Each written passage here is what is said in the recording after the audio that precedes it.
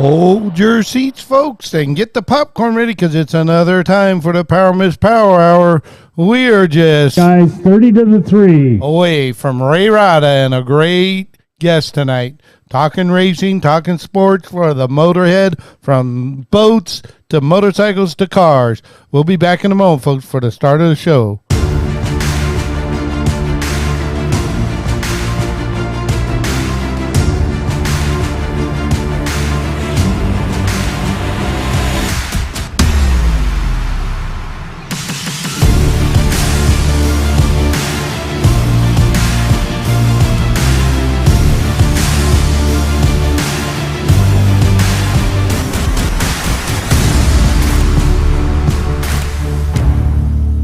Than 1 minute to go for the start. These drivers will begin to work over there on the backstretch, and they'll try to find a spot that gives them comfort and gives them some speed as we get ready to go with these 100-mile-an-hour rockets, about 13 to 14 feet in length, as these guys get ready to go. Gathering up over on the backstretch now.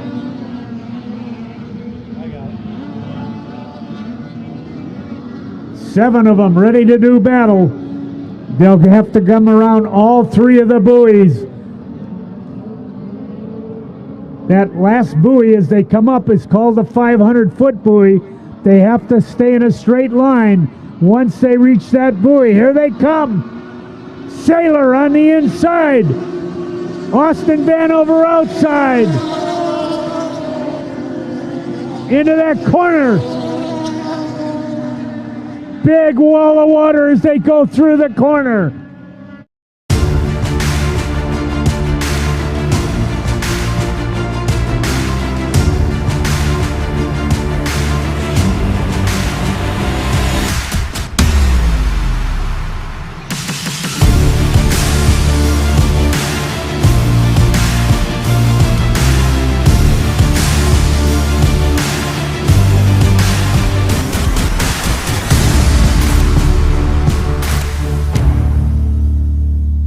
It's been a week or two. We've had our first races on the water for the title series in the MBRA and a lot more to come. But tonight we got some great special guests here. We're going to be talking about some vehicle sports, different type of motors, no water unless it's raining, but they got tires for that. So hang on to your seat, folks. We're about to get started.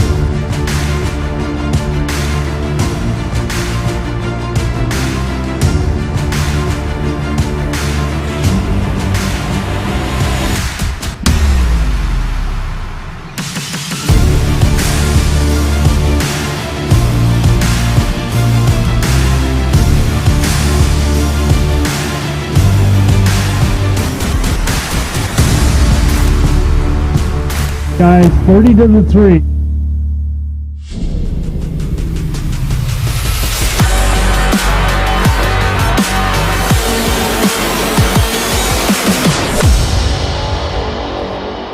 Yes, oh yes, folks. He was sick last week, took a little hiatus, but he's back. He ain't leaving us no way, no how. It's time for our host, Mr. Ray Rada, Holy Buckets himself. Take it away, Ray. Thank you, Kevin. You're right. The voice is still a little scratchy after about 10 days of this garbage that I've been through, but we welcome you to the PowerMist Power Hour tonight as we kick off our program with what should be a great fun evening. Remember, PowerMist, your full-service fuel and additive source to take you to the front. Rick and Steve Fales of the oldest family-owned racing fuel supplier are there to meet your need for speed. They're a specialty fuel supplier who will help you arrive at a sensible solution to your needs. They are capable of giving you your fuel spec right on the spot. So go to PowerMist.com and see what is available in fuels and additives. But if you don't see what you'd like, get with them to put your own fuel spec together to get yourself out front. Well, as Kevin mentioned, we were away last week, but the racing continues at a breakneck pace with the NBRA and U.S. Title Series race down at Pineville, Louisiana last week. Saw some great close racing as they were able to get the program in on Friday and Saturday, but unfortunately the wind overtook them on Sunday, and they were not able to run. But our thanks to Christy Abear for all the hard work in putting that event together. She's on her way to Tabor City for the races this weekend with some of the folks over at the APBA. So with that, there's a shout out also to Jackson, who took over the reins to announce for the U.S. title series, and he just did a great job. And really happy to see Jackson on the move with the microphone and the title series. Well, tonight was unfortunately the high limit program was rained out up here at Kokomo, Indiana, which is about 30 miles north of where I'm living. And it would have been a heck of a show there at that bull ring. But unfortunately, the weather overtook them, and I understand they have postponed it completely now and probably will not run that race up there. Past weekend, the NHRA boys were at it, and John Force Racing took all the marbles in the top fuel and in the funny car division, with Austin Prock and Robert Height taking the top spots at the 4 wide down in Charlotte. There was some bad news for the NHRA as Bandamere out in Colorado has notified the NHRA that they are closing up at the end of this year, and so the last race at Bandamere will take place in July. A real storied track, and sad to see that one go. You know, it's interesting, NHRA was about to lose Pomona as well, but a last-minute deal was struck with Pomona and gave them a long-term deal until 2033. So some good news for the NHRA at Pomona. This weekend also the Indy cars were running, and Scott McLaughlin took a very entertaining IndyCar race at Birmingham with a win over the pole sitter Romain Grosjean, who drove a heck of a race, and it really was a yellow flag that caused the mix-up and cost probably Grosjean the winner, with Sergio Perez winning the Formula One over Verstappen this weekend as well. And then this past couple of weeks, it's kind of interesting. I'll bet there's a lot of writers that covered the Cup series for NASCAR probably like to have a few of their columns back of writing about the demise of Kyle Busch and how he was stepping way down with RCR, as Busch now took his second win with a win down at Talladega last weekend, and Busch put himself into contention in the last few laps and was able to take advantage as the big one hit right at the end, and Busch was in place and ready to take the checkered flag. So congratulations to RCR and to Kyle Busch.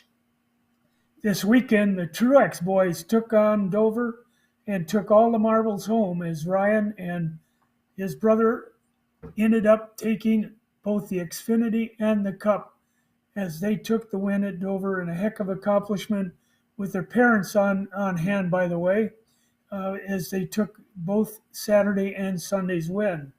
Interesting, Kevin Harvick set a heck of a mark in this race as he started his 800 Cup race. A heck of a picture of consistency and longevity as he prepares to retire at the end of the year. Some stuff that happened over at Burlington, Iowa this last week, I should say, with Alex Bowman being injured in a sprint car accident at the high limit race in US 34 Speedway. If you haven't seen it, it's unbelievable how high Conor Morell's car got, and end over end over end. And of course, Bowman broke a vertebrae in his neck and will be out for probably 4 to 6 weeks from being able to take the Cup race. And the pictures that I saw of Morell's car, it looked like a banana. It bent the whole chassis and just did a number on it. So with Bowman out, Josh Berry will be taking the ride for him. And I got to tell you, watching Josh Berry week in and week out, that guy deserves a full-time ride in the Cup Series, and hope next year he'll get it.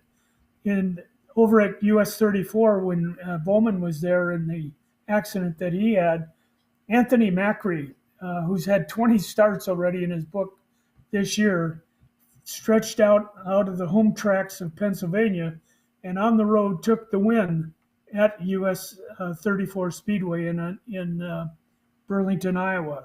So a lot of work being done trying to get tracks ready to go. The weather's not been cooperative, but hopefully we'll get by it.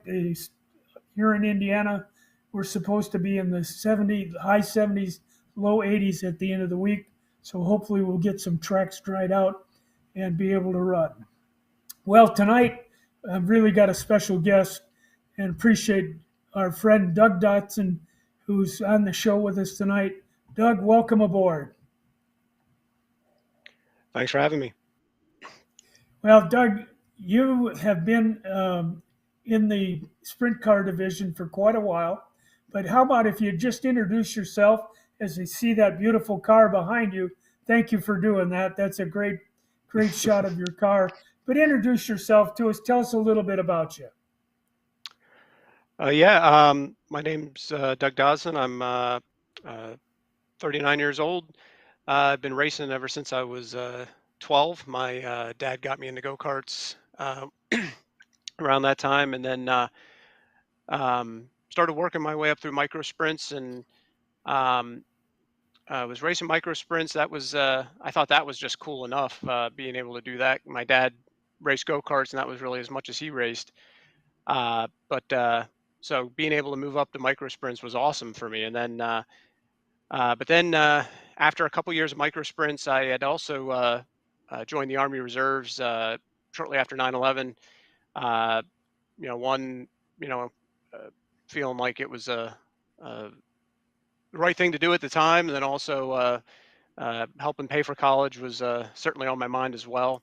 But then in 2005, that had me deployed to Iraq for a year. So that kind of put a hold on racing for really 2 years, really, with how much time that took up, um, and kind of knowing how racing is, that technology moves quick, and what's good now might not be the best later, and knowing I'd have to take some time off. We sold all our micro sprint stuff. I was running 600cc micros at the time. Sold it all off before I went over, figuring, well, if we want to get back into it, I'll get better stuff when I get back, and just keep on top of it. And so we did that, but then ended up finding my dad is a huge Mopar muscle car guy, and just so happened somehow, out of sheer luck, there was the only guy in Central PA with a Mopar 358 had all his stuff up for sale, and 358 Sprint. So that just seemed like almost a sign. But that I found that while I was overseas, just through connecting through the internet and everything, and so that ended up being what we did after I got back. We raced 358 sprint cars at Selinsgrove, and then that was 2006. At the end of that year, we had some engine issues with both of our engines, and as my dad went over to the engine builder to uh, you know see what we could do to piece stuff back together, there sat a Mopar 410 sprint car engine and another side. So he couldn't resist. He went that direction. We started racing 410 sprints. I'll be honest with you, we were not set up to race 410 sprint cars. We did not have the funding or anything, but it was kind of one of those. It went pretty fast to get there, and it was just being able to trap in one of those and step on the gas is a sensory experience unlike no other. That power to weight ratio is insane. But was able to get some other people on board and be able to race them for 3.5, 4 years, and have some get a win at Lincoln Speedway, and really have incredible experiences. And then once I lost some of the critical funding and rides there, ended up racing the Super Sportsman division, which is unique to Central PA. It's kind of a cross between a sprint car and a modified race with no power steering, and that was pretty cool. They're pretty fun to race. And then 2018, was in a situation where I was driving super sportsmans for a guy that and really wanted to uh, wasn't the greatest situation for me, and wanted to make a change. And my wife Stephanie was running her family car, which is the car sitting behind me, and she was starting to become concerned over the long-term effects of the many concussions she's had over the years. And it worked out well that we both were looking to make a change, and I was able to take over the driving for her family's car. So that's where Well, we're at Doug, today. thank you for yeah. Well, thank you for your service. First of all, I appreciate that very much. Uh, can't imagine what you probably went through over there. Thank you for that. Um, kind of interesting. You said you joined because of college. Tell us a little bit about that side of your work side. Yeah, so uh, I went to school for mechanical engineering. I graduated from Penn State with a mechanical engineering technology degree. Um, and I graduated in December 2009. And I don't know if anyone remembers what the job market was like then, but it was pretty bad. Tough. So Yeah. um, was looking and looking and looking for a job, and it was funny. The family I was racing for at the time, they actually handed me an actual newspaper clipping for a job ad, which, at the time, me being younger, I'm doing everything online and submitting through online portals and everything. They hand me this clipping for a newspaper ad for a job, and I'm like, all right, well, hey, it's, you know, I'll check it out. And so they were looking for a design engineer, and I go to the interview, and the first thing the president of the company said is he set me down and said, well, this isn't a engineering job, it's a sales job. Are you still interested? I'm like, what in the world? But as I learned more about the company, that it's the uh, the the company. I still work for them now. I'm actually the president of the company now. Reedco Kuramoto. We build continuous mixing machines for high volume manufacturing of food and chemical and all sorts of different things. And the reason they needed engineers as salespeople is because it's more of a project manager role. It's a long-term sales. You need to really have some technical knowledge to be able to sell the Right. equipment. So I took the job, and I'm eternally grateful I did. It's a job that I never really could have even imagined existed. And it's we got through doing what we do. We just kind of learn about how so many different things are made, from uh, peanut butter to Kevlar to uh, you know uh, roofing materials to silicone caulks and everything. And there's so every week of my job is a different episode of how it's made, essentially, as we work with customers to trying to figure out new ways to make their stuff. It sounds to me, and I was in sales myself, and I used to tell people I don't think I ever worked a day in my life because I enjoyed what I did so much. And I can hear that in your own voice tonight, that this is something that you've really glommed onto and having a lot of fun with it. Well, For one of sure. the things that in our exchange of information, you married into a racing family and you were a racer with your dad and everything else. How did that happen? Well, that's kind of connected to my deployment. So, like I said, at the time of my deployment, I was racing micro sprints. Um, Unbeknownst to me, so was my wife.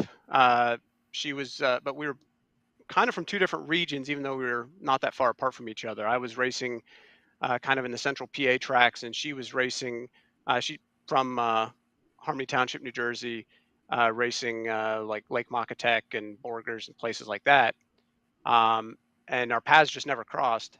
Um, so, but when I went overseas, the Area Auto Racing News did an article on me going over, and um, at the end of the article, it had my email address. So a lot of people in the racing community were sending me emails, wishing me good luck, and I had a lot of information about my plans and what I was thinking of doing, where I was going plan on going to college, and what I was looking to do. And it was just another one of those kind of signs, I guess, because what I had laid out was almost identical to where the path my wife was taking at the time.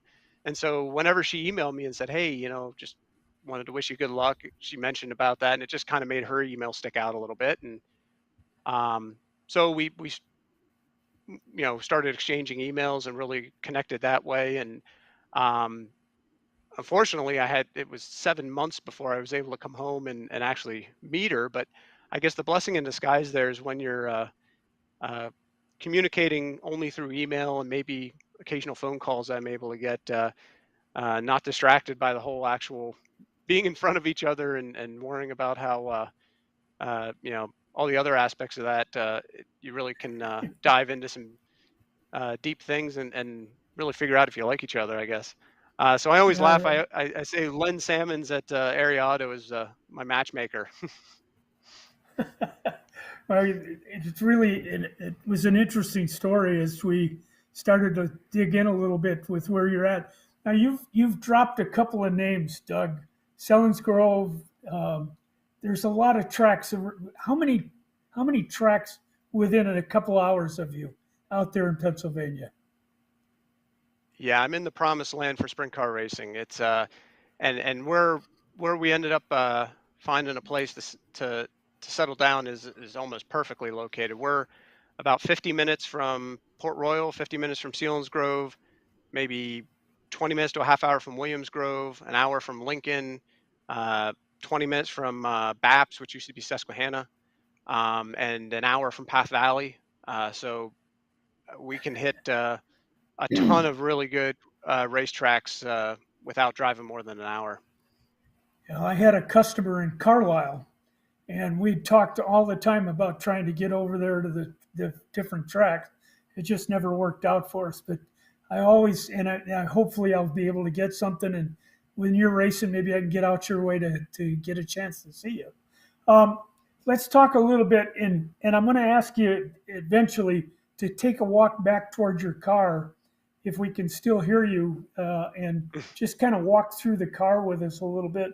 But before we go there, you went from a 410, well, from three, we called it a 360. Is that right?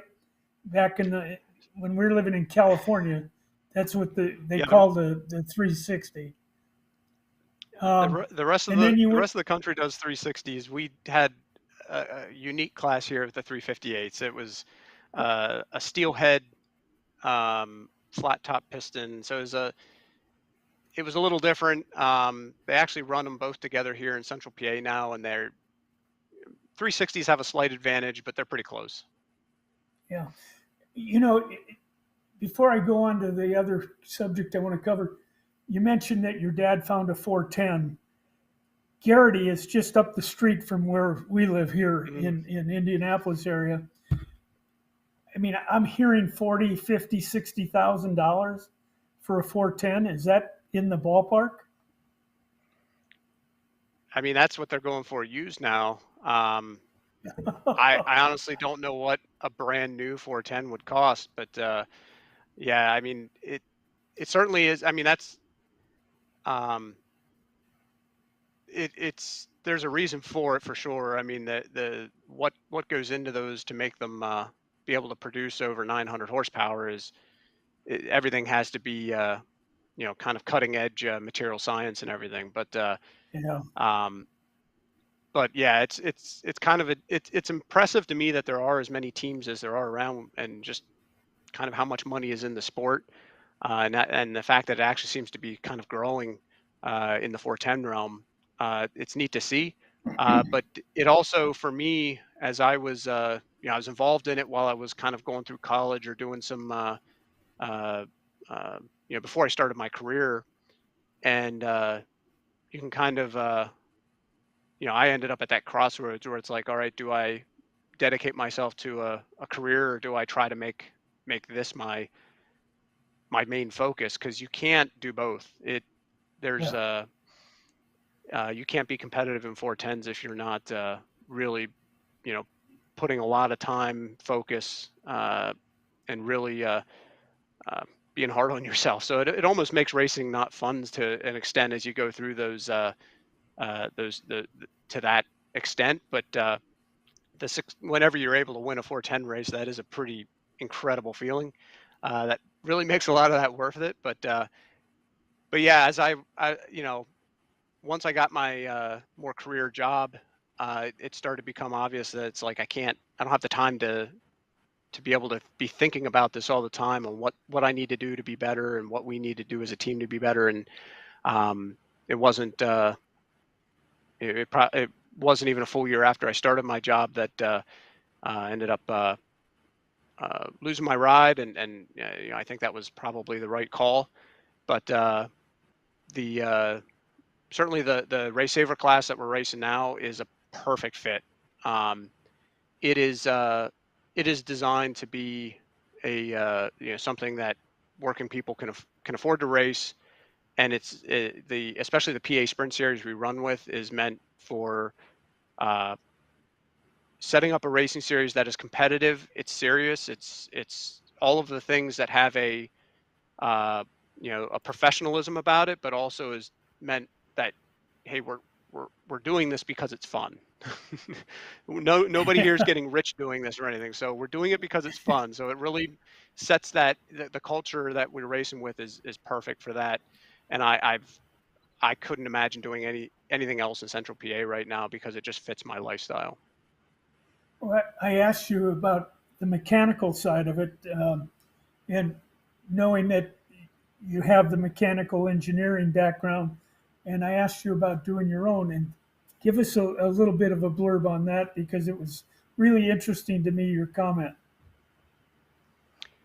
And it was As about far as that you weren't really saving money, but oh yeah, yeah. I mean, so I mean, you kind of see the shot of the garage here. Our house is a raised ranch, and it has a 5-bay garage on the bottom floor of it. So we're in the kind of race shop bay here, but then on the other side of the wall behind us is my machine shop. I have a milling machine, a lathe. Behind me over here, I have a TIG welder, and it just that's my evening kind of escape is to fabricate stuff. And I oftentimes realize when it comes down to it, I actually even a lot of times pay more by doing it myself or whatever, but I just end up making it just my own and do it the way I want it. And so I like to make a lot of the parts that I can, wing trees and wing posts and bumpers and uh, different smaller machine parts, and just kind of little things that uh, just kind of making it my own brand, my own stamp of it, and stuff I don't care to get into any business selling or anything. I just want to have my own unique kind of flair on stuff. I would imagine being the president of a company and all the things and pressures that go with that, that this is the therapy that you're able to take and really get yourself into something that kind of smooths all those bumps out for you. Yeah, certainly. And uh, I've been in this role for a little over a year, and it definitely um, it was the first time I really felt that carrying work home with me, and also felt the importance of having some hobbies, some things to do that can take my mind off of it. And it's a perfect hobby for that because I can't not be just completely focused on what I'm doing. Uh, Right. and so it serves very well for that. Now, we've talked about micro sprints. We've talked about the 358. The other was the super sportsman division you were Hmm. racing in. Tell us the engines. Step us from the 410 and all the way back. Yeah. So the 410 sprint car engine is just it is it is just an amazing piece of art, honestly. But they're just incredible. The amount of power for how lightweight they are, um, and just the coolest things in my opinion is a 410 sprint car engine. They're all aluminum, fuel injected, 15 and a half to 1 compression, uh, and just make insane power. And so like I mentioned, when you are actually in a car that has high end 410 sprint car engine, and you start mashing the gas on the thing, it is just different than anything else I've ever experienced in my life. So certainly the coolest car that, in my opinion, that exists is a 410 sprint car. The 358 sprint cars we ran here in Central PA, that was a class that became unique to Central PA as well. That was it kind of was born out of another series that was meant to be like an affordable alternative. There used to be a group that managed that. When that kind of dissolved, it didn't wasn't quite as affordable anymore, but it still is more affordable than 410s. But there's a steel block, steel head, still fuel injected, but a flat top piston, so the compression is not as high. But really, there's not a whole lot of other engine rules on it, so it still made 650, 700 horsepower, um, but they were heavier, and the cars handled a little differently there. Um, the Super Sportsman, that, like I mentioned, that's kind of a really unique class to Central PA. So I mentioned it's kind of a cross between a modified and a sprint car in that the look of the frame does resemble more of a sprint car, but it has a box tubing rails on the bottom like a modified does. The Right. wheelbase is longer. Where the engine is different. And then it only has a smaller top wing and no nose wing. So it definitely, if you'd see one, you'd be like, what the heck is that if you're not from around the area? But the cool thing is they just had they were such a unique car that there was everything about those was its own kind of bubble. And so they ran a similar to the 358 sprint car engine. They ran a steel block, steel head 358 cubic inch engine, but these were carbureted, and they had to run a flat tappet cam. So they had the rules package on that. They made a little less horsepower, maybe 575 to 600 horsepower, but still somewhat comparable. But the big thing with them is they were way heavier. The 358 sprint car weight limit, I think, was like 1,550 pounds with the driver in it. Right. The Super Sportsman was 1,725, so it was a lot more weight. Wow. Yeah. And then the other unique part of it, which since I've left the division, they've changed it. But when I was racing it and all through its history, they didn't allow power steering. You had to run a manual Schroeder steering box. And that Beats you also to had, death. yeah. And every year at the end of the year, they would run a 100-lap race. And that race, if nothing else, that race had so much, the fans that would come out just had this like, wow, how are these guys going to do this? And even when the first time I did, I'm like, all right, we'll see how this goes. But um, it is Your arms a would cool fall event. off at some point. Yeah, it especially when the track's really heavy, or if your car's not handling right, Oh, you yeah. realize it very quickly. Whereas in the sprint car, it almost can be it can be harder to feel when your car's not handling right, just because you don't feel it back through the steering wheel. Right. Right. Well, now the Race Saver, that's a class that you've come into, but I have a note up here on my screen that your wife raced for a number of years, and you talked about that, and now she's doing something else. So, tell us about her career in announcing. Yeah. So, as we kind of had that realization that we both needed to make a change, and she was trying to figure out, how she could navigate her exit from racing. She raced with her family since she was like 5 years old or 9 years old or something, and it was something her and her dad and her uncle did, uh, you know, most of her life, and um, so something that the whole family was so dedicated to. She was kind of nervous about if she, would stop racing, what that would do to that whole aspect about it and all the passion that was involved, and didn't want to do that to them. But when we were able to figure out that situation that I could be involved and keep the family racing involved, that allowed it to happen. Well, then as soon as she mentioned to our series director that she was going to step away, it was kind of just a quick offhanded comment of like, well, all great athletes become broadcasters in retirement. What in the world? Before you knew it, she's our series announcer. Um, Oh, fantastic. but Well, that's it's gone extremely well because having been a driver and having been in a lot of the situations that announcer will comment and bring attention to, um, she's just got so much experience and insight to be able to really bring a lot to that role, and make it a really well-rounded experience for the fans. it was interesting when you sent me the information. I read it, and then it clicked because I have flow racing and I watch a lot of the stuff out east that is on. And she was the announcer at one of your support uh, races that you had out there. So it Hmm. kind of clicked, and I went, okay.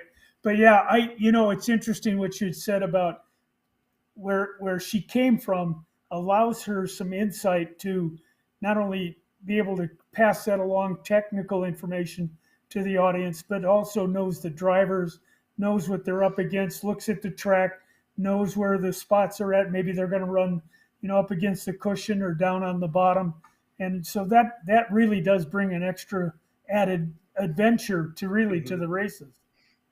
So And good for um, her. and also knowing my computer sound and everything, I am using a headset, so like that's plugged in and having uh, so I do have her in the bullpen to be able to um, be involved as well, but she can't Welcome. hear anything that's going on right now. But at some point, if we want to uh, get her involved, I can hand off and we can Absolutely, we'll introduce do her that. too. You bet. You bet. One announcer to another. We got to have that, Doug.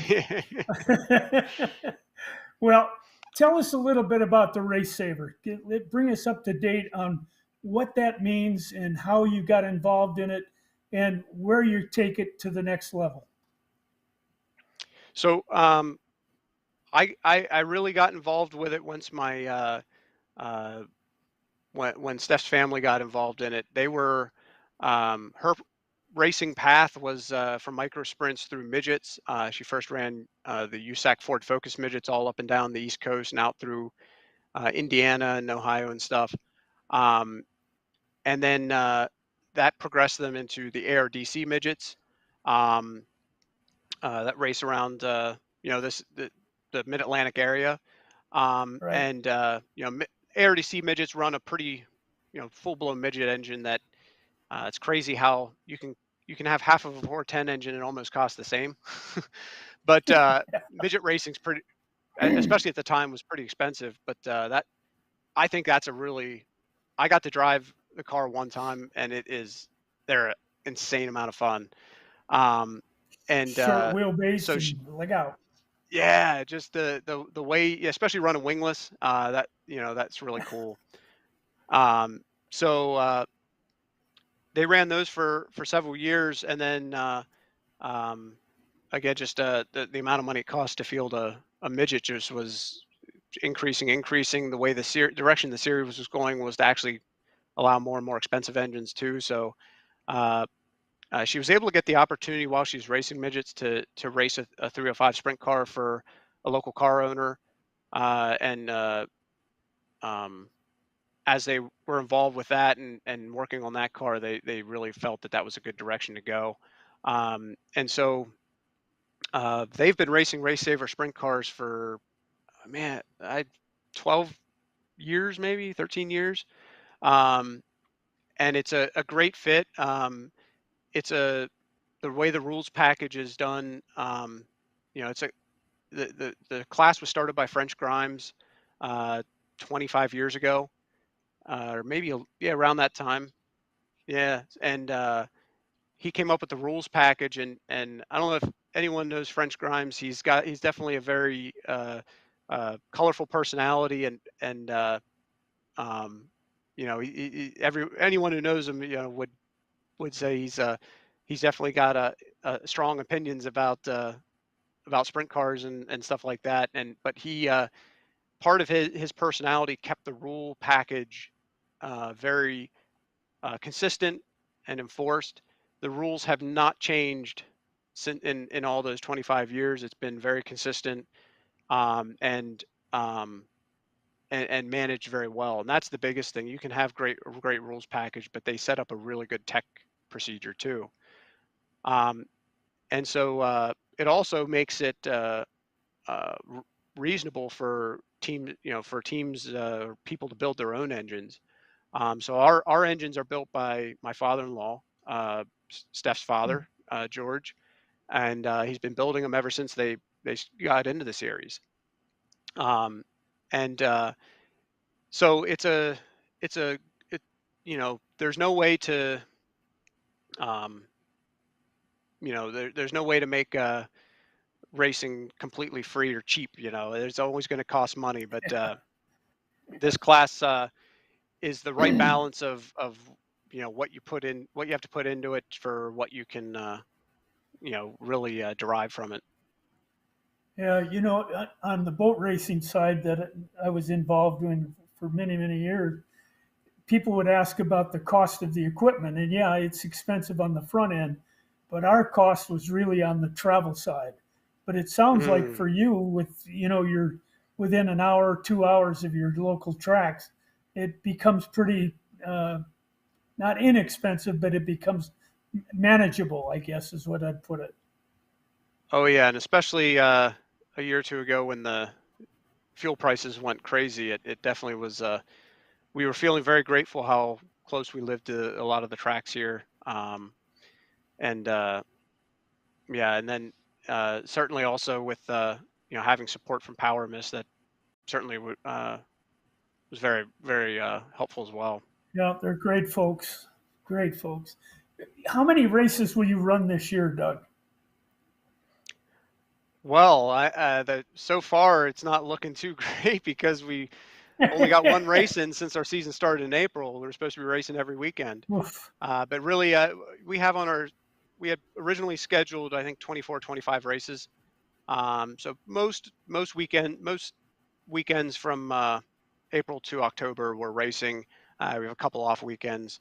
The other good part about our series with the PA Sprint Series and Race Saver Series in general is that the way they, pretty much every other sprint car series I've raced, they do season points, and every race you run, you get points for where you finish, and that tallies up to a season total, and that's how it works out.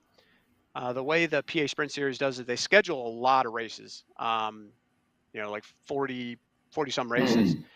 But the idea is that nobody's going to run all of those, but if you do, good on you.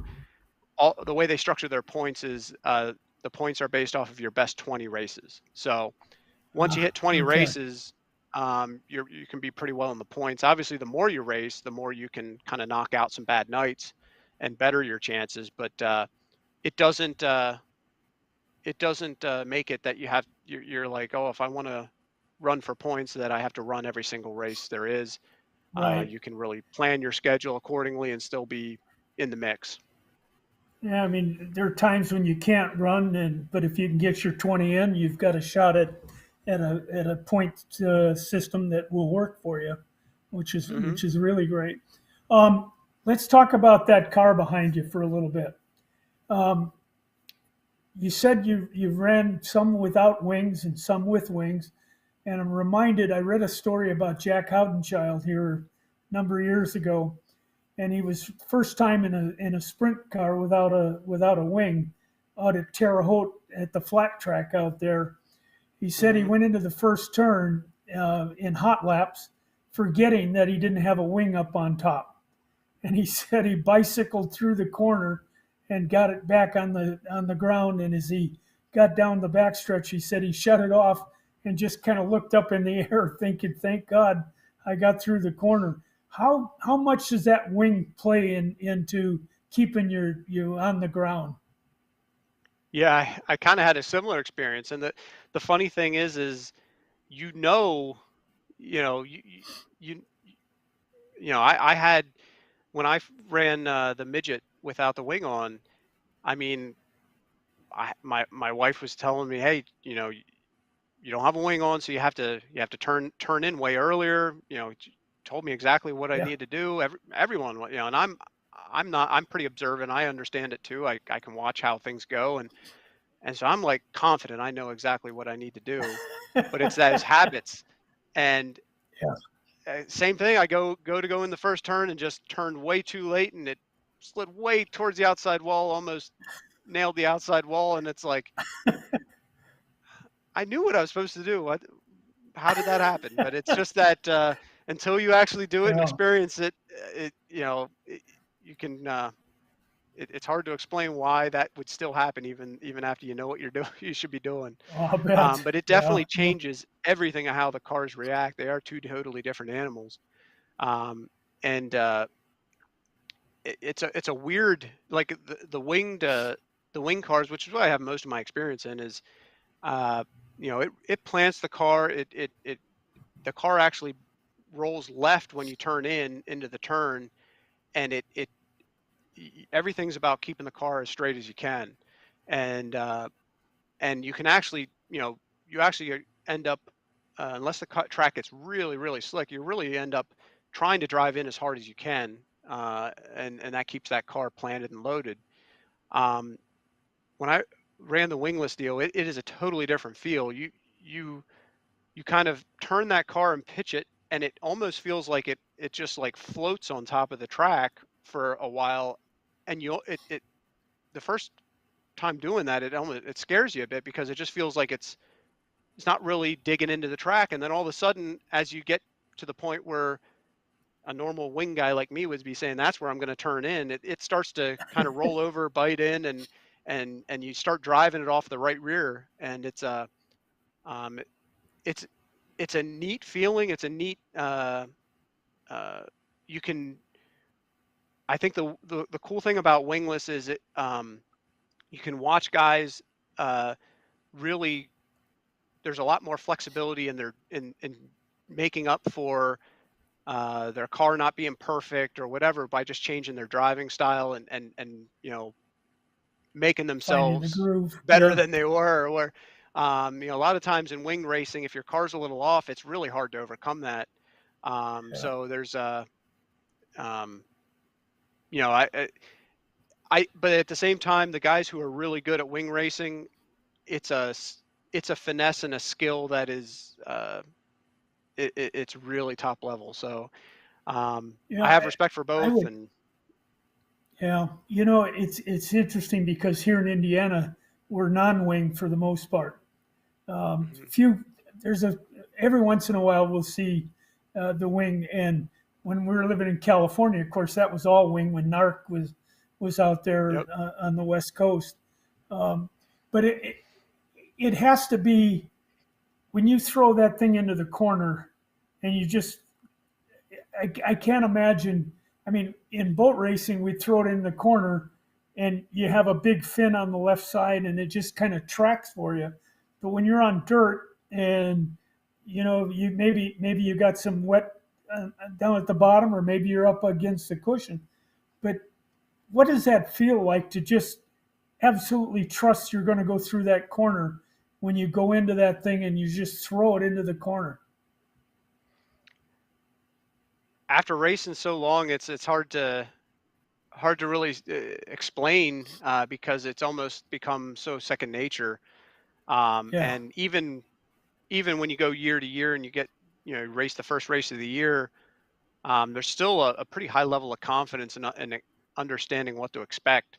Um, but certainly the first time in a sprint car, it's a weird experience because these cars don't drive like anything you can drive on the street. There's uh, the amount of stagger we run with the solid rear axle, wants to steer the car. Um, it's like direct drive, so there's no you know everything you do with the throttle directly correlates to to the rear wheels. Yeah. There's nothing Yeah. nothing buffering that out. And then the steering in the front end, it's crazy how much flex and play there is in that uh, it al- when you see them go, when you watch the sprint cars going around under caution, you'd almost wonder how it's not just shaking us apart or jerking the wheel, but Right. it's amazing Yeah. how much we don't even notice that. So it's a but the cars are not a normal experience to drive. So getting used to it is unique to them. But yeah, once you do start feeling it, I mean, there's certainly.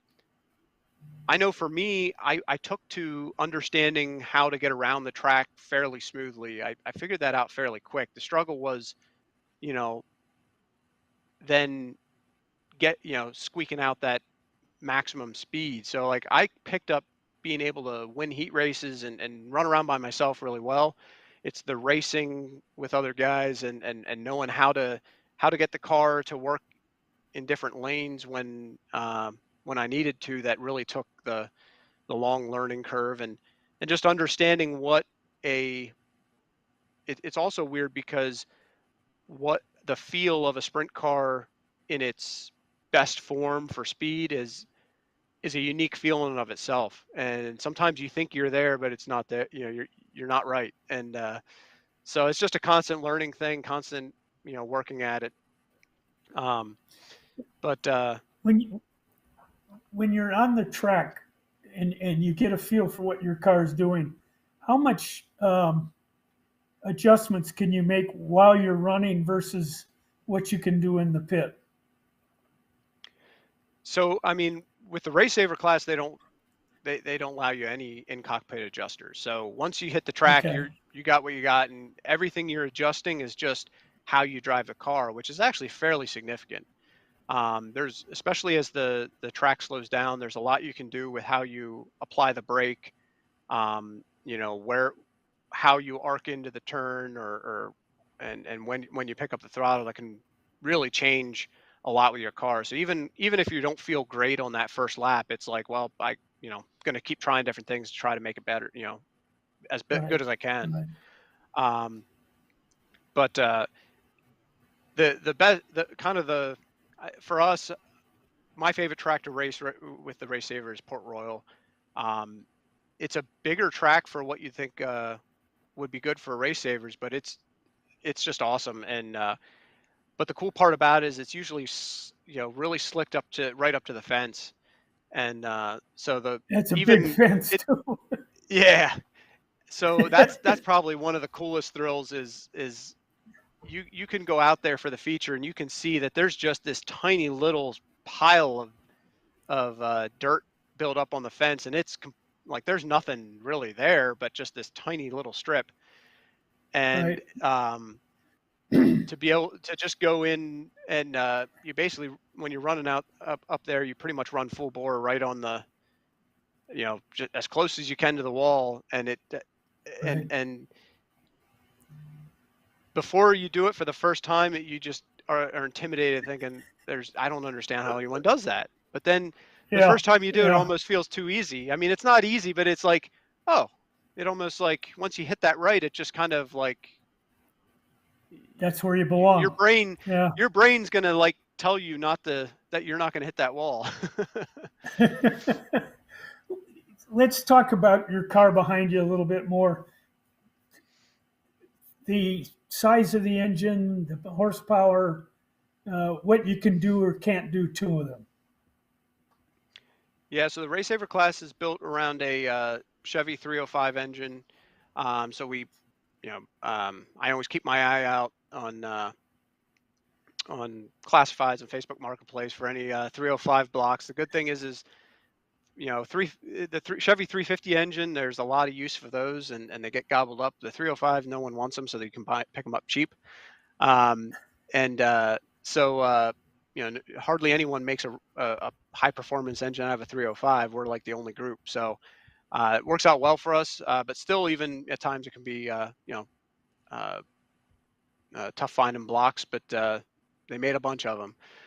So we find, we'll get a block and clean it up and have it machined, and a pretty basic rotating assembly. kind of mid grade. Doesn't have to be super expensive for the crank rods and pistons. And then we have to run a spec cylinder head, an aluminum Brodix spec cylinder head, and they've got a pretty long list of rules saying basically don't touch them. And so you buy the heads through French Grimes, and then you can run mechanical. We run mechanical fuel injection, so we run an Engler system, but there's Kilborn and Kinsler. But that's it has to be a basic wet sump boiling, uh, water pump in standard position kind of a deal. So it doesn't take the way the rules are set up too. Um, in addition to trying to keep the cost of building one down, they also do a good job of making them last a while. And one of the big things is both a combination of not having too much compression and also limiting how many RPMs you can turn. So they do that by having a valve spring rule. Our valve springs cannot be more than 120 pounds off the seat, and that means that once we get up to about 7,400 RPMs, the valves will start to float, and it just won't go anymore. So, but we were, can I you know, get? Go ahead. Yeah, like 410s will turn 8,500 to $9,000, sometimes more. And when you're doing that at 15.5 to 1 compression, they're getting 10 to 15 nights before they got to change pistons. They got to put all new pistons, rings, a lot of times new valve springs, all that stuff. So for us, that keeps it way more reasonable. Yeah, we were down in Volusia 3 or 4 years Mm-hmm. in a row, and the hotel that we were staying at, Brad Sweet's crew was there, and it was really hilarious because you'd get up in the morning and you just kind of wander around outside a little bit, and there they were with the big trailer, the semi, Mm-hmm. with a machine shop inside of it doing all the work Yeah. that they needed to do to get the thing done. And I thought to myself, I can't imagine the cost of putting that on the road. I mean, it would just be enormous. Yep. Yeah, I When can't you fathom either. yeah, I mean, you'd have to have some really deep pockets, or have a sponsor that has the pockets for you. Mm-hmm. When you talk about your engine, how many races can you go through? Can you go through a year, Doug, without having to do much to it? Yeah, we had we've gone. I think we've gone over 30 races on an engine, and it still was running Wow. really well. It's and even a lot of times we rebuild them over the winter just because we can't race it, and it's like, Yeah, well, you might as well put fresh rings and bearings and do a valve job on it to just make sure we're sure. you know keeping it fresh. So Up to snuff. they Yeah. do last. It's the way they're designed, the way the rules are set up. It's really not hard on really any of the components. Um, so and the engines, for being a 305 cubic inch engine, I mean, they can make 450, 475 horsepower, and that certainly gets our weight limit with us in it is 1,550 pounds. So horsepower to weight ratio is still pretty good. Yeah. You mentioned Port Royal was kind of your favorite track. Half mile, quarter mile, what would be the differences there in how you'd run? So I mean, definitely as we run like the bigger half miles like Port Royal and Selinsgrove, the how everything becomes about how little you can move the steering wheel to get around the track and keep your momentum up and keep your speed up. You can be a little more uh, aggressive and darty on a smaller track, but even then, you still have to, the smoother you are, the better. Um, Yeah. I enjoy all. I do wish we had some more races at like some of the kind of mid-sized tracks like Baps and Lincoln, because I think they're a really good size for us. But luckily Port Royal, the way they prepare the track and the way it usually is for us, even though it's a big track, it's always just so much fun to race. Yeah. what's your car count for some of these races? Race Saver sounds like it's something that really is growing, and I know it is out west. They're starting to see more of them out there as well. Yeah, so it's we do get really big car counts around here from a lot of our races, especially at Port Royal. That's where we get our highest car counts. Um, so I think our first race there we had 42 cars show up, and that's kind of, I'd say, normal for Port Royal. We've had some regular races there. We had over 50 cars, and um, when we get to like Path Valley, a lot of times we might have like 18 to 24 cars. Sometimes, we'll get 26, 28 there as well. But I would say that's probably our lower car counts. Path Valley, it's a small quarter-mile bull ring, so you even put 16 of these things on there, and it's tight. But Yeah, the PA Sprint Series really has a lot of good, a really good following, good car count. Um, and certainly part of that is the fact that it's an attractive option for the cost to gain entry into it. But then I think another big part of it is how they structure the purse for us. It definitely is countercultural to sprint car racing, and we do have people that have a hard time with it. But um, that's another thing that French Grimes had believed very strongly in, and our current series director really holds true to is so French Grimes' belief when setting us up to be um, competitive but recreational racing is that the purse should be allow everyone to make it back to the track. So uh, I know a lot of people can sometimes laugh because our winner share is not very high. I think we race for $400 to win for a lot of our races, and for anybody looking at sprint car racing, that's laughable. But pretty much you get past fifth or sixth, all of a sudden our purse looks really darn good. So like we get 225 to start, and non-qualifiers get $100. It really is it the car counts are a good indictment of that being the right fit for us and where we are in yeah. I mean, affordable racing. I, I, I don't think you're making any money, but at least it's not costing you as much as it could with that kind of a payout Hmm. system. Yeah, That's a so good thing. it definitely keeps Go ahead. definitely I think it's a huge reason our car counts are high. Because everybody's at least covering the cost of their fuel and maybe a tire or something. So, it, you know, if you're one of the guys that are starting out and you know running the second half of the pack, uh, if you're getting $25, you can only do that so long before you start going, what the heck? So at least certainly it definitely helps make sure that everybody, and I know in racing, when I'm out on the track and I'm having a good spirited battle for whatever position I'm racing for, it I'm not thinking about, oh, if I pass this guy, I'm going to get this much more money. I Yeah. want to beat him because I'm being competitive, and I'm Yeah. having the thrill Yeah. of wheel to wheel racing in a sprint car, which is just an awesome experience. Yeah. I'm never thinking about the money at that point. And Yeah. and then the other thing too, though, is it does create that scenario where we're going to race hard, but we're all kind of in the same boat of going, hey, you know what? We all put everything we have into these cars to get to the track, Yeah. and it ain't going to pay me to take a humongous risk and risk junk in these cars. So Yeah. there's a general um, everyone races pretty hard, but has that limit uh, that they don't cross to risk destroying everyone's equipment. So there's a lot Yeah. of benefits to how it's set up and structured, and that's why I just found my home here.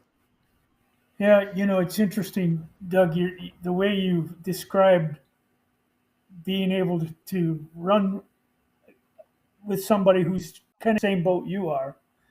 And with boat racing, it's something that we've always talked about, that there's a friendship that goes with who you're up against and who you're with. And many times I've seen a guy that's struggling to get his motor started, you'll see two or three members of a crew or two or three crews run over, help him get started, knowing full well he's going out on the water to try to beat the guy that he came with. And it sounds like there's a good camaraderie in your race savers. Yeah, and I think that also does exist across sprint cars as a whole. I mean, when you see someone go into the work area in the World of Outlaws, I mean, every team flocks on it, and it's kind of a unique Yeah, part of they're pretty cutthroat, but yet that's what they do, and yeah, so it's a neat situation like that. But certainly in our series, I mean, everyone is very helpful to each other and jumps in like that, and offers up parts to get people back on the track, even though it's not like everybody has that massive trailer with all those spares. They're offering stuff that's pretty prized to them. So, um, yeah, and yeah, and just the when I did race 410s, I mean, one of the things that it's nothing against any of the people involved. It's just the situation of it. You get so much money involved to be able to compete. There's so much money that it takes to get to the track. It, it's almost like it's prohibitive from being able to thoroughly enjoy it, because if you're if you're having fun with it, it's almost like you're not taking it seriously enough. And yeah, there's just so much pressure. You have so many people backing you that you just feel this immense pressure to be, you put so much pressure on yourself that it takes away that ability to enjoy the moment. And so yeah, I was fortunate to drive for a car owner that did treat me like family, and really allow it to be more fun than I think a lot of a lot of teams do have. And we would comment that, man, everyone's miserable here, like, but it's because of that pressure of, you, especially in Central PA, it is a semi-professional area where you have drivers that are paid to drive. You have crew chiefs that are paid to make that car as good as it can be. And when you're up against that, and when there's people that their job is to win races, it yeah. there's no joking around. There's no No, it's very serious and very focused. So I mean, you think about the Pennsylvania Posse, and you think about Bobby Davis, and you think about Bobby Allen, and then the Kreitz, and then Freddie Raymer, and some of those guys. I mean, they've been around forever, and Raymer, I think, is still running a few races. Is he not? no, his two sons are racing. Oh, that's Fred it. Raymer's Okay. last year was it's been a while now actually, but it seems like yesterday, because I remember I was at the National Open that he won, and he went his whole career without winning the Williams Grove National Open. On his final year, he won it, and that Oh, what a cool experience! That place went nuts. Being there for that moment was undescribable. I'll bet. I'll bet. A lot of emotion in that one. Yeah, Kind of would be the same thing that when Dale Earnhardt won the 500 that year. I mean, everybody was on the pit exactly. area, and Because just Fred Raymer was polarizing, so when he would win, you'd have half the crowd cheering and half the crowd booing. But that night, everyone was a Fred Raymer fan. yeah, I'll bet. I'll bet. Well, let, let's talk a little bit about next for you.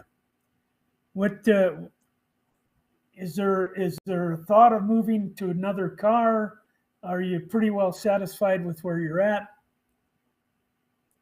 Yeah, this is my home. I can't imagine racing anything else right now, because it's this perfect fit. And kind of ran through all the different things I've run.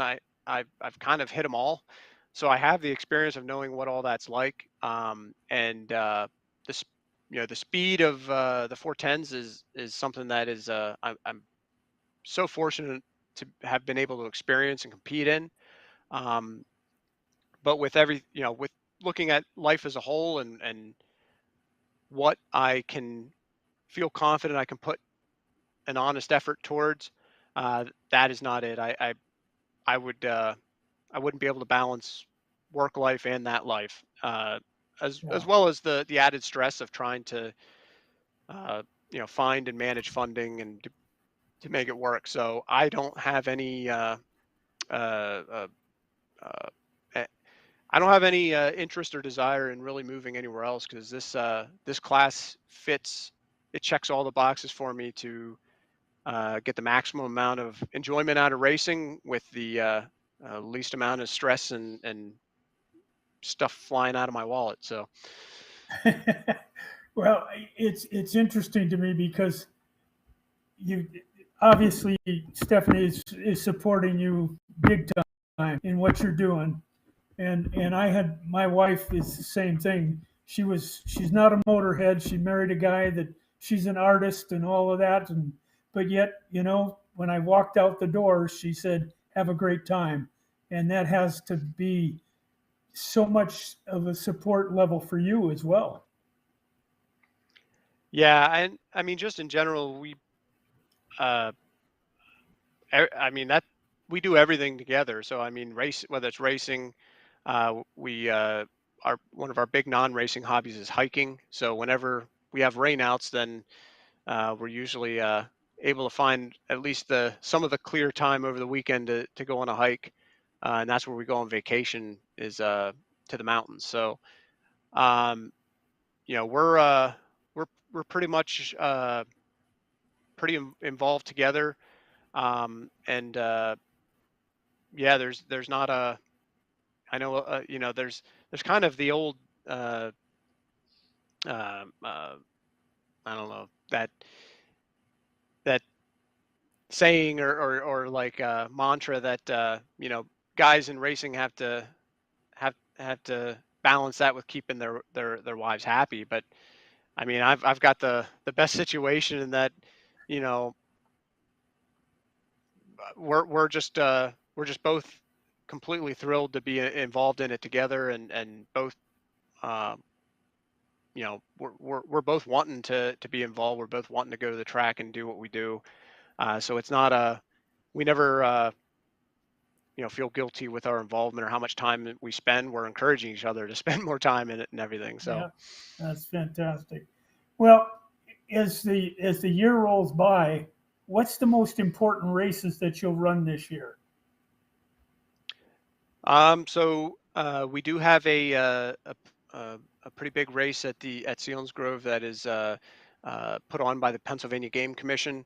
Race into hunting season. That's at the end of summer, and then at the end of the year of our last race here in PA at Port Royal, they call it the Blue Collar Classic. It's where Port Royal puts on a race for us as the headliner, and that usually draws a lot of cars. They make a pretty cool event out of it, and we're showcased as the main show. We have pretty good payout and a lot of kind of extras, and just it's kind of one of those when you have your kind of big pinnacle race at the end of the year. Everybody you race against is just has that extra, kind of like when we did the 100 lapper and the Sportsman. Everyone just kind of, all of a sudden, you have that, like, hey, we're doing this big deal. We all Wow, respect each other, and it kind of has that bigger event feeling of it. that really caps the season off for you then. Well, before Hmm. we run, I want to make sure you get your sponsors in and tell our fans who's supporting you. Yeah. So Rick Fales with PowerMist Racing Fuels has been a supporter of Stevens Racing, and for many years, and has been great support for us, and great friends. Just uh, Great folks. great people. Yeah. Um, and So that's been a great friendship over the past many several years. I kind of came into that long after the Rick and my wife's family had already established a pretty long relationship, but um, we really hit it off well too. Um, Also have my father still supporting. He has a business, Crockett Log and Timber Frame Homes. So he sells and builds a lot of pretty cool houses Hmm, that have the log style look or the timber frame look. Um, sure. Also have a new sponsor came on board with us this year, Down East. granite. They do custom granite countertops. They're based in the Mechanicsburg, PA area, and also do bathrooms and shower stuff. Really, kind of just that beautiful stuff that you're like, how's that? How do they even do that? um, so um, and then also have uh, Ayers Enterprises. Also Jim's Racing Tires, Fastener Specialties, Newland Bar Service, and then Steph's brother, Greg. He does the graphics on our car. Just every year has it looking just awesome. I'm not a graphic design guy, and he's got a knack for it, and really comes up with awesome look for our car. His business is indecent exposure lettering, and so that's our support, and couldn't do it without him. Really appreciate it all. Oh, that's great that you've got some good folks behind you to help a little bit and make it worthwhile for you. That's fantastic. Well, why don't you turn the headset over to Steph and let me Sure. visit with her for a minute, and then we'll come back to you. All right.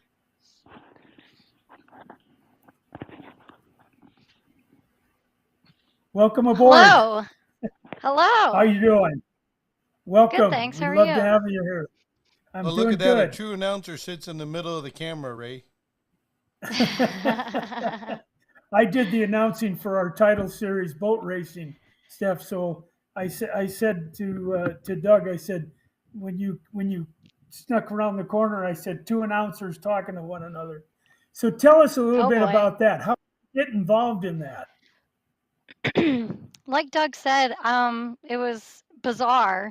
Our series director, and I don't even know what made him think to do this, but he just sent me a Facebook message after I told him I wasn't driving anymore, and he said, all great athletes become broadcasters in retirement." I was like, "Are you serious?" He's like, "Well, we need somebody because we're a traveling series, and so we go to these different tracks, and they're really focused on their headliner, divisions, the 410 sprints. And so to Right. them, our drivers are just a name. And so he wanted somebody who knew the drivers and could add some personality, and give our drivers more notoriety and more information to all the fans. And so that's where I came in. And literally, I showed up at my first race, I think, to announce was at Port Royal Speedway, which is like one of the premier facilities in central PA and across the United States, really, for sprint car racing. Oh yeah. And their broadcast is televised. And the next thing I know, I'm just like, they're like, "Okay, here you go." And I was like, and I just learned by doing. Teaching, my mantra was always fake it till you make it. And even if you don't know really what you're doing, you never let the kids know that you don't know what That's it. you fake it got till it. you make it. So I now feel much more comfortable in front of a mic, but I honestly, yeah, it was a learning curve. But yeah, I enjoy telling people about our series. How many of the Doug, races you do are actually broadcasted? Well, Port Royal, we have about 11 races there, and Port Royal broadcasts everything. So the other tracks, they might broadcast through some other subscriptions, or sometimes when the World Outlaws come in and we have races at the same track the same night, obviously then we're on Dirt Vision with them. So there's a lot besides Flow. There's other broadcasters now coming into the market in central PA here. So it's really kind of opened up. And so we have Sprint Car Unlimited TV, the Cushion, different things out here. So I would say about half of them. Like one track that we race at, Path Valley, it's kind of like out in the boondocks, and I can't even get cell service out there. So they try to do some broadcasting or live streaming, but it's few and far between up there.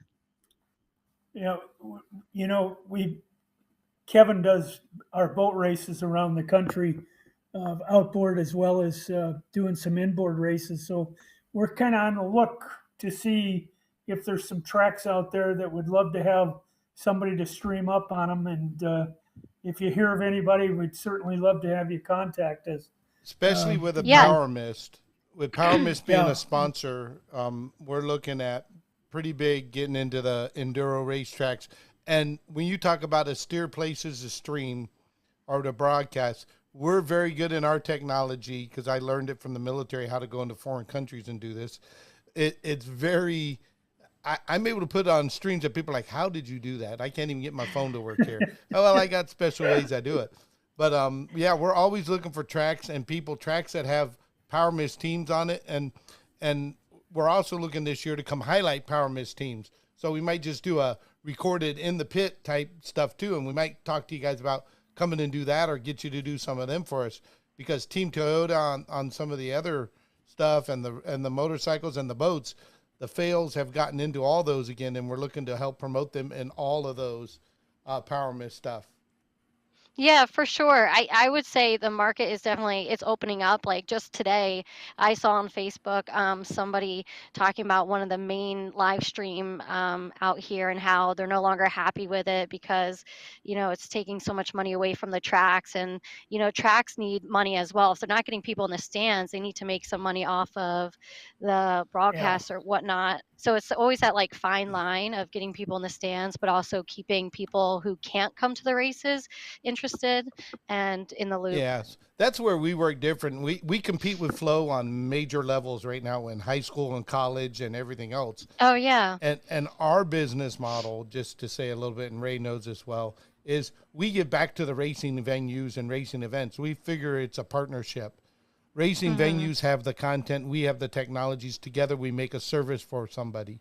And I'm really understood about the gate with it because it's very important, both even in high school. We saw that happening. And for us, football being the big dog in a lot of sports, it was hurting gates for people to cover golf and tennis and stuff.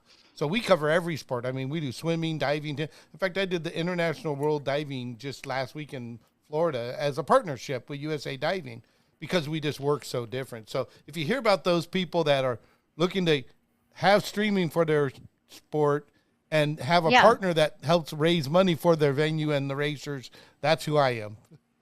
Okay, I will certainly let you know and send you some names. Yeah, because what we'd love to do is, you're already doing the announcing. And when Kevin and I hooked up, I was doing the title series announcing.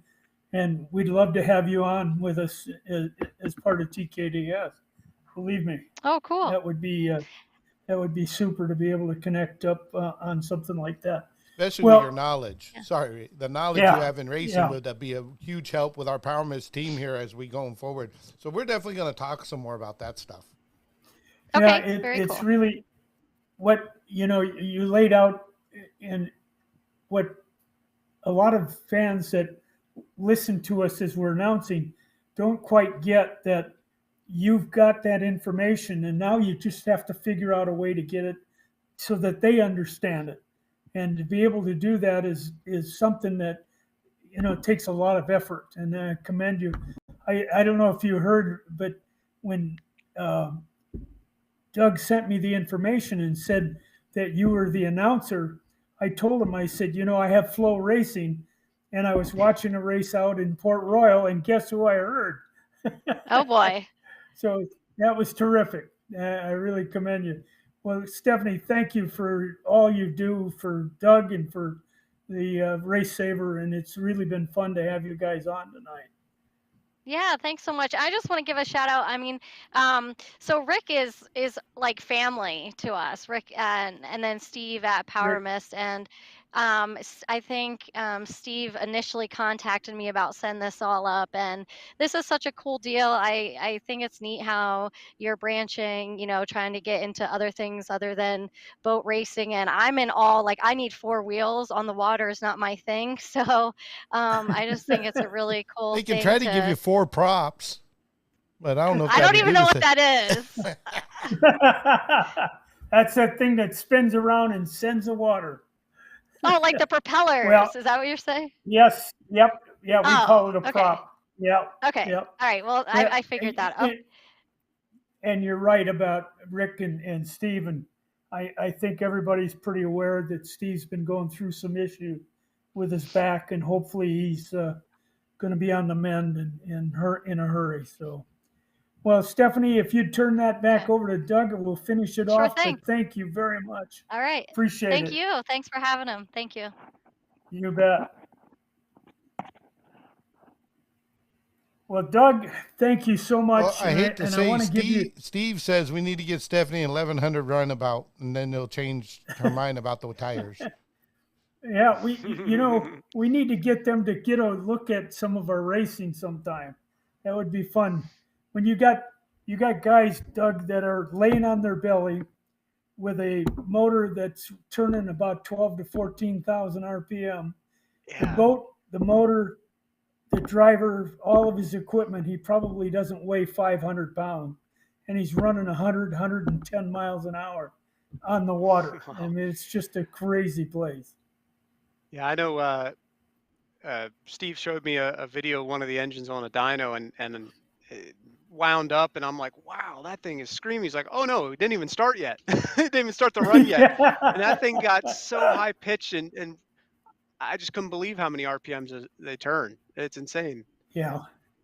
Yeah, a lot of our guys are using the PowerMist methanol, and when you're turning that 12 to 14,000 RPM, you say you get a year's worth of use out of your engine. Some of our guys are probably about 3 races, maybe 4 races, and are pulling it apart. They run 3 heats of racing at each race, so it gets a little bit crazy. Well, Doug, what else do you want to talk about? I always try to end the program with, is there something that we haven't covered? Oh boy.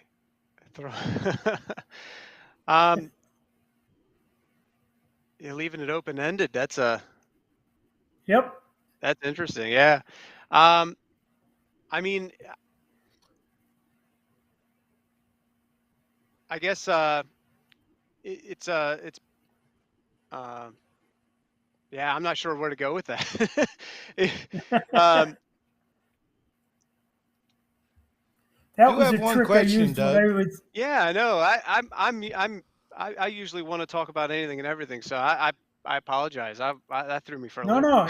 I got a good question, Doug. What job did you when do I in the was- Army? There you go. So By the way, this is one veteran to another veteran. okay, so I joined knowing I was already kind of like going to school for engineer, planning on going to school for engineering. That was my plan. I was the first in my family, other than I had 2 grandfathers who did serve in World War II, but I didn't really ever talk to them about that service. They died when I was pretty young and before I really had a sense to ask them about it. So I had no real connection to anybody in the military to have a sense of what's even there, and other than just kind of pop culture, TVs and movies and whatever, to have any sense of what anything military was. But so I go in to take my ASVAB and do all that, and they were like, "Oh wow, you got a good enough score, you can have a pretty decent pick of what you want to do," and they did the exact same thing to me. They gave me an open-ended question: "What do you want to do?" and I was like, by the way, I'm like, well, it just was kind of overwhelming with I don't even know what all was out there. And they said, well, what are you looking to do for a job? Whatever. I said, well, I think I'm going to be an engineer. Like, all right, you can go into the engineer corps. Oh no, which really had nothing to do with total different. any of my engineering field. Yeah. But I ended up you could build racetracks with it. Yeah. So yeah, I joined the Army Reserve, and so that there was a reserve unit in New Cumberland, Pennsylvania, not far from me, that had construction engineers, and so I ended up joining the horizontal engineer group, which is all the heavy equipment operators. Yep. They also had vertical engineers, which are all like the carpenters and plumbers and all that. So I ended up joining and learning to operate heavy equipment, and I loved it. I don't think I'd enjoy doing it as a full-time job for the rest of my life, kind of a thing, but I loved running a bulldozer. I just thought it was awesome. So you could build a dirt track.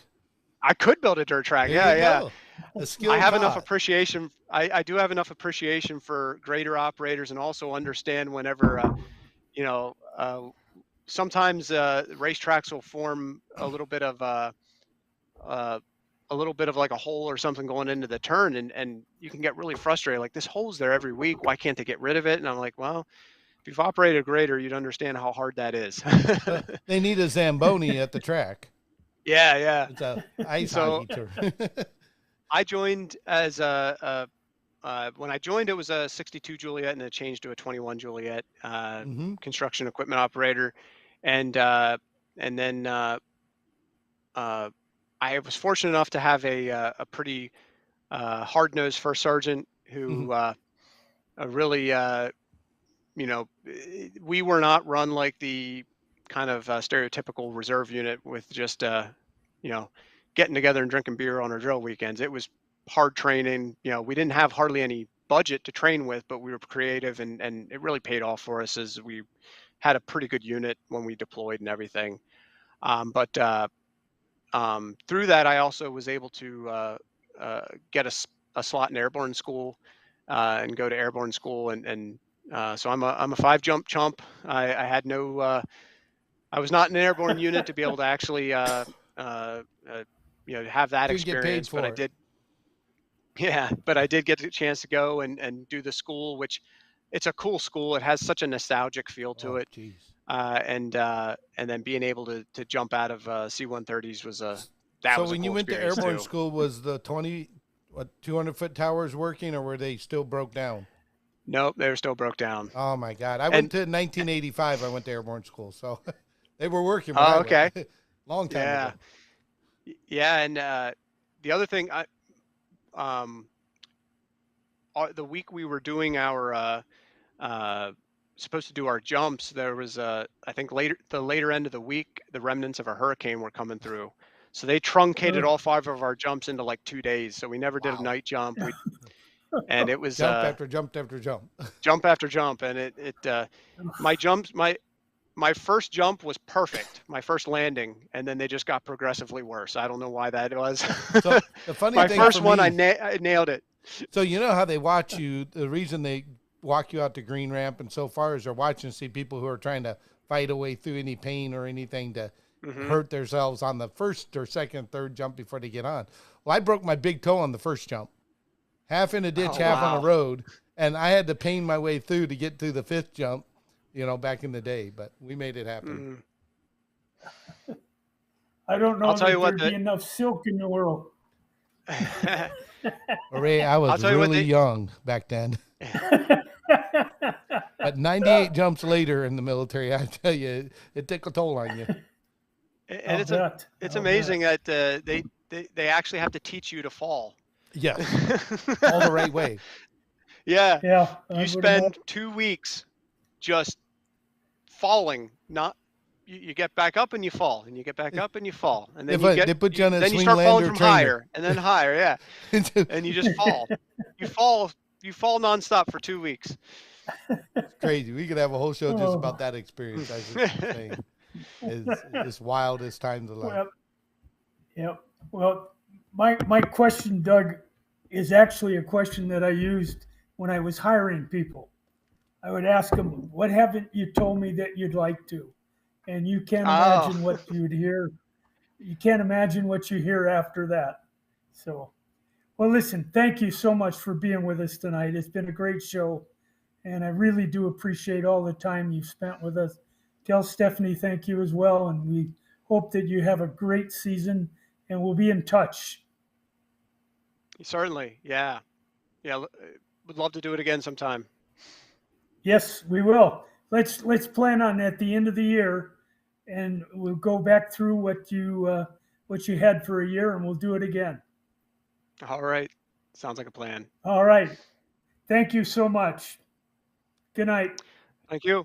Well, Ray, that was a great guy. I didn't know we were going to get that sort of a view of a beautiful car in the background and PowerMist, and wow, we're getting into racing big time this year. Yeah, it's going to be fun. I think we can help some people at different tracks to absolutely get themselves known, It's interesting. I've been reading some articles about tracks that said, you know what, we didn't want to stream because we felt like it was going to hurt our audience. But then they turned around and figured out that they're branching out into people that never really knew about the track. Yep. And now they're starting to come. And if you get the right it partner, just like I gives them- always said, you got to get the right Yeah. partner that partners with you. Too many people Yep. go in this business trying to think they're going to get rich and make a living. And I'm a broadcast Yeah. company. I do so much to get the little I get because I partner with everybody I do it with. It's just the way we work. Right, exactly. But- You so- give them that opportunity. So to talking about one of them understand what- unique partnerships this weekend, I mean, a few weeks ago we did the NBRA and Title Series opening series. This weekend I'm going to Johnsonville in Illinois. There's a little lake there where our model boat racers are going to be racing. Oh, the RC guys. Yep. Oh, fantastic. It's the District 14 High Points Championship. They're going to collect points. It's race number 1 out of 6. And they're going to be racing. I'll be So they all dang. got their little remote control ready, and they're ready to rock and roll. And it'll be the first race of the year for those guys. And then in a few weeks after that, we're going to knock out an inboard race. But the inboards had their testing tune over the weekend, and boy, does there some excitement on the water. If you didn't know, the Kreitzer family had a going away party for one of their boats. So they crashed, did a couple flips, and split in two. Driver Kevin is Oh. okay, but that boat is no longer a boat. It is the Ouch. toothpick. Ouch. It Boy, I was a tell big you. boat too. I got some You pictures know, coming it's for a- that one soon. Yeah, well, we hope John Palmquist, by the way, we hope John is on the mend after he did his flip while testing down at Pineville. So hopefully Yeah, I he's, never heard on the mend. final of what happened. Want to make sure that we give a shout out to Steve Fales. Hopefully Yeah, his back is starting to heal up for You- him. the one thing, I think he's got enough doctors taking care of him that he's able to be online tonight with us. He's been online Fantastic. typing away. In fact, he just told us, the chat that's just there now, is that the fuel for the RC guys is almost finished. Soon we'll have something to show them with the methanol and all that stuff. So a lot Excellent. going on with Excellent. talking to Steve and Billy Slag recently with the Enduro guys, and then I got to talk to the Team Toyota guys because we're going to start doing a lot of stuff. So a lot of content to come for the PowerMist and PowerMist Power Hour and the race teams using PowerMist this year. We're going to dig into some of the teams, go visit some here in Ohio, maybe Pennsylvania, go up and see that young man, and get some in the pits interviews and what's going on with the PowerMist family of racers out there. There's a lot of them out there now, especially with Team Toyota Fantastic. and KTH and everybody taking fuel Yeah, on from PowerMist. It's been great. Yeah, I saw on Facebook a lot of 55-gallon drums that were headed out for Toyota Yeah, the other exactly. day. So And now with Danny That's Dave fantastic. using it too for the street outlet, man, that's just going to be phenomenal. So we certainly appreciate PowerMist Power Hour, our sponsor. Again, if you're looking for racing fuel and additives, see Steve and Rick Fales for all of your fuel needs and get out front where you belong. And we certainly appreciate all the help that they've given to us to put this hour together for you. Well, Kevin, one of the things I want to finish off with, we had our first race a couple of weeks ago down at Pineville. absolutely. That was in the books. Unfortunately, Sunday wasn't able to run. But you're going to be having that archived so that folks that'll take that $29.99 test lap are going to be able to go back and take a look at it, along with all the archived races over the last 3 years, with nationals each year from stock, mod, and for the inboards. And then also, of course, we will have races coming up. You're going to do the RC. We're going to do, I think, the IOA race up at Huntington. Yeah, we're Pleasant looking into Prairie. that one. There's some Yep, big Pleasant conflicts Prairie will coming be up. coming up. I hope the the IOA US goes well title- for us. U.S. Title Series and race up at Pleasant Prairie will Pleasant be Prairie's on board. the books. That's going in. That's And already then the confirmed. NBRA races. So a lot of racing coming up for you. That'll give you a 3-month test lap for $29.99. You go to boatracing.tkdsports.com and you'll be able to find the test lap there for $29.99. You can't beat it. It's a good. We had a good turnout in Pineville. We had a good race time. And you're right. We're gonna have a lot of races up, and I still got to put some content up. I just got back because we took that swing down to Florida for the USA Dive National Championship for the Masters for the older divers. It was a phenomenal time in Fort Lauderdale for that, and then made our swing back here and just got home yesterday. So I got to put a lot of content up still. You're going to be a busy man for the next couple of days. You know, keep me busy. Well, Kevin, slowly pay the bills. Again, our thanks to Doug Dodson and his dear wife to be with us tonight. And what a great show! That I told Doug at the beginning. I said, show can last 45 minutes or it can last over an hour. Well, I think we went an hour and a half. Yep. And it was certainly fun to have him there. So again, we thank you, Kevin, for all the work you're doing to help us put this together. It's teamwork, don't buddy. Don't forget, $29.99 on that test lap. Let's put it together, guys. Let's make it happen, folks. More to follow. More to come. All right, Ray, I'm taking us All out right. of here.